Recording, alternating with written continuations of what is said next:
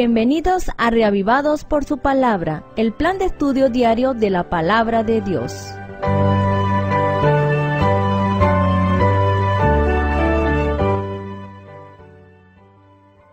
Feliz día, amigo oyente. Bienvenido una vez más a este su espacio titulado Reavivados por su Palabra. Te invito a que prepares tu mente y tu corazón para aprender lo que la Palabra de Dios quiere enseñarnos en este día. Libro de Josué, capítulo 11. Libro de Josué, capítulo 11. Al oír esto, Jabín, rey de Azor, envió mensaje a Jobab, rey de Madón, al rey de Simrón, al rey de Aksaf, y a los reyes que estaban al norte de las montañas y en el llano, al sur de Cineret, en la tierra baja y en las regiones del oeste de Dor, al cananeo del oriente y del occidente, al amorreo, al hitita, al fereceo, al jebuseo de las montañas y al heveo al pie del Hermón en tierra de Mizpa. Estos salieron con todos sus ejércitos y gran cantidad de carros y caballos, con un enorme ejército tan numeroso como la arena del mar.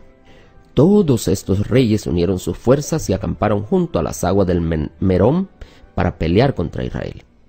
El Señor le dijo a Josué: no les tengas temor, que mañana a esta hora los entregaré a todos ellos muertos ante Israel.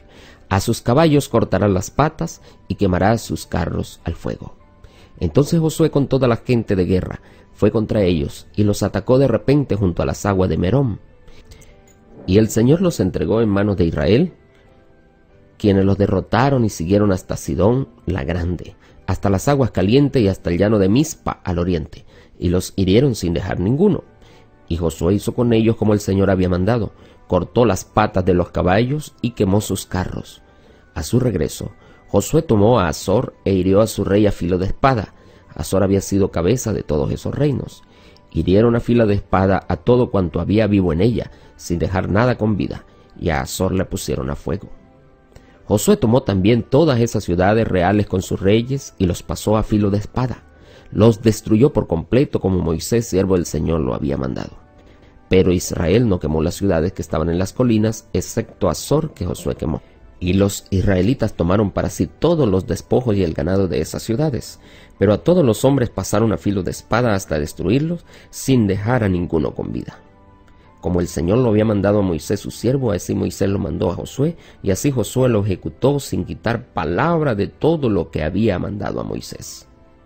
Josué tomó toda aquella tierra, las montañas, todo el sur, toda la tierra de Gosén, los bajos y los llanos, las montañas de Israel y sus valles, desde el monte Alac, que sube hasta Seir, hasta Baal-Gaad, en la llanura del Líbano, al pie del monte Hermón.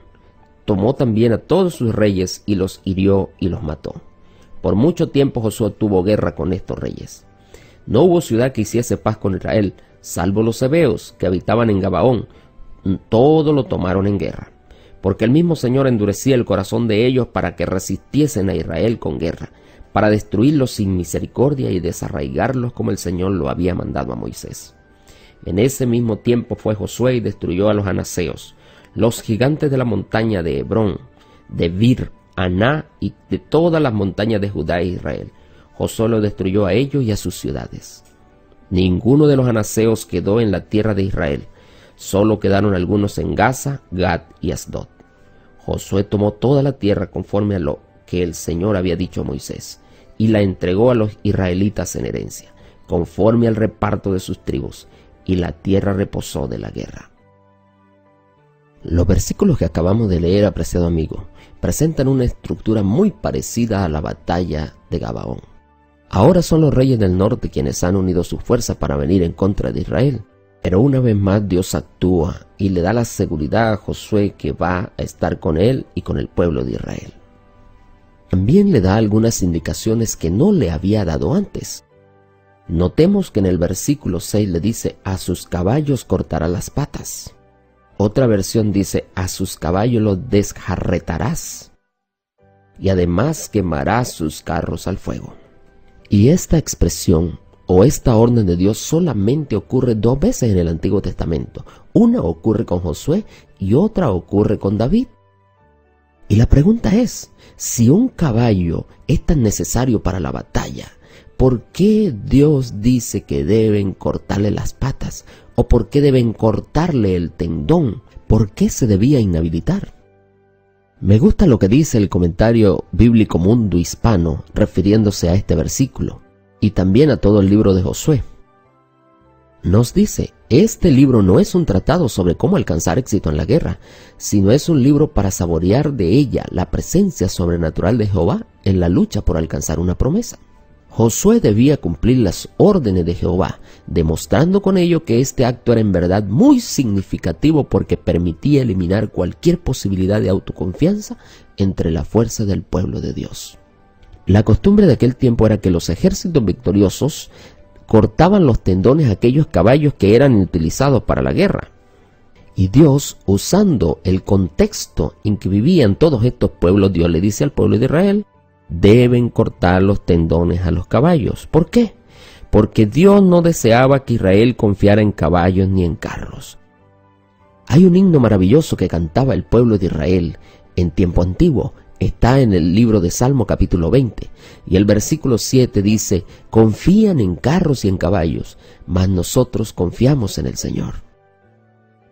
El comentario bíblico adventista, el tomo 2, en la página 235 nos dice, además, si los israelitas hubiesen retenido para sí los caballos, les habrían resultado una carga doble, ya que el caballo no se presta para la agricultura en Palestina.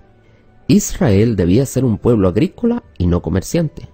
No debía depender de los recursos humanos para lograr la victoria, ni habría de ser un pueblo militar errante que mantuviese un gran ejército. Puesto que Dios quería alejar tal tentación de Israel, le mandó desjarretar los caballos capturados. Ahora, apreciado amigo, puede ser que tú te estés preguntando en este momento, ¿y por qué Dios usaba tanta guerra? ¿Por qué había tanto derramamiento de sangre? ¿Por qué se perdían tantas posesiones? ¿Por qué todo esto? ¿Será que Dios no podía haber usado otro método para las conquistas del pueblo de Israel? Notemos que el versículo 20 dice, porque el mismo Señor endurecía el corazón de ellos para que resistiesen a Israel con guerra, para destruirlos sin misericordia y desarraigarlos como el Señor lo había mandado a Moisés. Este era el plan de Dios. Ya Dios le había dado muchas oportunidades a todas estas personas que estaban alrededor del pueblo de Israel. Durante mucho tiempo Dios les había dado muchas oportunidades. Ellos conocían todo lo que Dios podía hacer en favor de ellos. Pero como eran pueblos paganos, eran pueblos idólatras que estaban sumidos en su pecado y en sus maldades, Dios tenía que actuar de esa manera. Ahora, notemos con claridad lo que dice el comentario bíblico. Dios podría haber escogido otro medio para castigar a estas naciones. El que escogiera las armas de los israelitas como instrumento de destrucción fue para beneficiar a Israel. Necesitaban enfrentarse directamente con esas vicisitudes que probarían su fe y los prepararían para cumplir su excelso destino espiritual. Las naciones cananeas tuvieron sobrado tiempo para arrepentirse, pero en lugar de eso lo usaron para construir sus defensas, preparar sus fuerzas militares para rechazar la luz y aferrarse a sus ídolos. Dios quiso que el largo periodo de conquista sirviese para disciplinar a su pueblo, ayudarlo a vencer en aquello en lo cual antes había fracasado. Hay algunas lecciones que nosotros podemos aprender para nuestra vida. En primer lugar, apreciado amigo, Dios quiere que tú y yo confiemos en su poder. Él quiere que no confiemos en sabiduría humana, en poder humano alguno, en fuerza humana alguna. Él quiere que aprendamos a depender completamente de Él. Porque cuando aprendemos a depender completamente de Él, tendremos la victoria asegurada. La segunda lección es que mientras tú y yo tengamos vida, todavía tenemos oportunidad de salvación. Allí donde estás, ábrele tu corazón al Señor. Dile, Señor, aquí estoy, toma mi vida, hazme como enteramente tuyo, tócame, transforma mi vida y mi corazón y dame la victoria. Quiero aferrarme a tu promesa y quiero también alcanzar la salvación. Quiero hacerlo ahora antes de que sea demasiado tarde. Que Dios te bendiga, apreciado amigo oyente. Que Dios te guarde en este día. Te habló el pastor Moisés Prieto, pero la palabra es la palabra de Dios.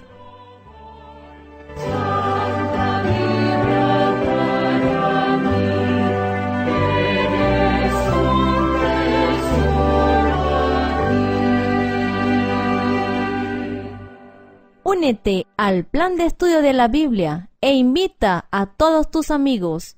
Visítanos en reavivadosporsupalabra.org.